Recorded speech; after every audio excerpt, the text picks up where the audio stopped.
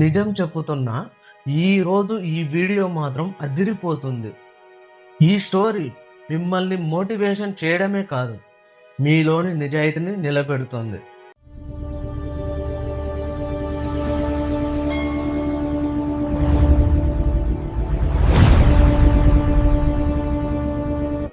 ఒక టీచర్ ఉండేవాడు. ఒక 10 మంది చిల్డ్రన్స్ ఉండేవారు. ఒకరోజు ఆ టీచరు ఒక చిన్న విత్తనాల మూట, కొన్ని మట్టి కుండలు, కొంత ఎరువును తీసుకొని ఆ క్లాస్ రూమ్లోకి వచ్చాడు.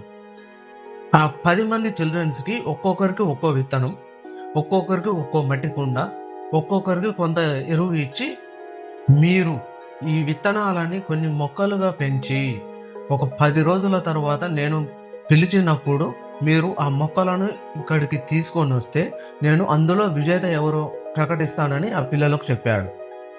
చిల్డ్రన్స్ అందరూ ఆ టీచర్ ఇచ్చిన వాటిని తీసుకొని ఎవరి ఇళ్లలోకి వారు వెళ్ళిపోయారు.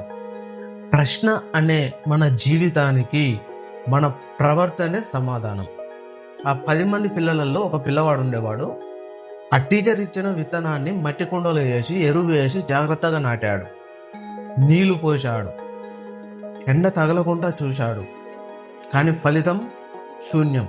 క్షీణించి మాడిపోయి చనిపోయింది. కొన్ని రోజులు గడిచాయి. ఆ విత్తనం చనిపోవడం వల్ల మొక్కగా పెరగలేకపోయింది.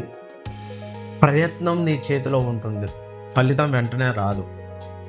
ఆ అబ్బాయి ఒకరోజు తన కొంతమంది స్నేహితుల ఇళ్లలోకి వెళ్ళాడు. వాళ్ళ కుండలలో మొక్కలు కనిపించాయి.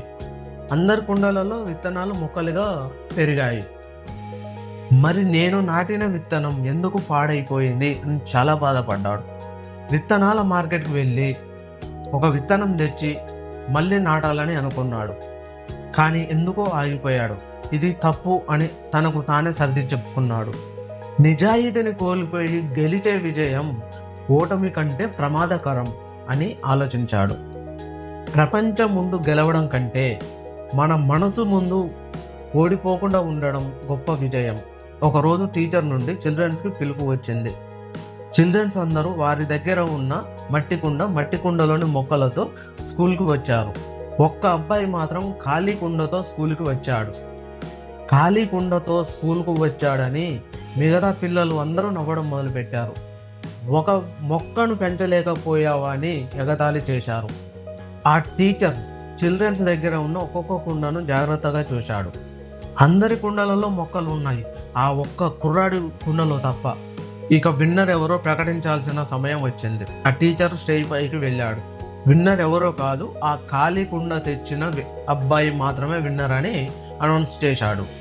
మిగతా చిల్డ్రన్స్ ఆశ్చర్యపోయారు. ఆ టీచర్ని అడిగారు, అలా ఎలా సార్?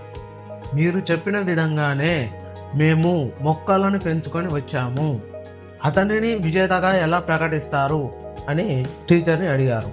ఆ టీచర్ నవ్వుతూ వారికి టీచర్ చెప్పిన సమాధానం, నేను మీకు ఇచ్చిన విత్తనాలు ఉడికించినవి, అంటే అవి విత్తనాల నుండి మొక్కలుగా పెరగడానికి పనికిరానివి. మీరందరూ నేను ఇచ్చిన విత్తనాలు మొలకెత్తనప్పుడు వాటి ప్లేసులో మరొక విత్తనాన్ని నాటారు. కానీ ఆ పిల్లవాడు నేను ఇచ్చిన విత్తనం మొలకెత్తకపోయినా సరే దాని ప్లేసులో వేరొక విత్తనం తెచ్చి నాటకుండా నిజాయితీగా ఖాళీకుండతో స్కూల్కి వచ్చాడు. నిజాయితీకి కొన్నిసార్లు చప్పట్లు ఆలస్యంగా వస్తాయి, కానీ అవి జీవితాంతం గుర్తుండిపోతాయి. ఈ స్టోరీలోని మోరల్ ఒకటే, ప్రతిభ నిన్ను పైకి తీసుకెళ్తుంది, కానీ నిజాయితీ నిన్ను అక్కడ నిలబెడుతుంది. జీవితంలో ప్రతి పోటీని గెలవాల్సిన అవసరం లేదు, కానీ నీ విలువను మాత్రం ఎప్పుడూ ఓడిపోనివ్వకు. ఫ్రెండ్స్, ఈ రోజు నుంచి మీరు ఒక కొత్త నిర్ణయం తీసుకోండి. ప్రపంచం కోసం కాదు, నీ మనసు ముందు గెలిచే నిజాయితీ కోసం జీవించండి. అదే నిజమైన జీవితం.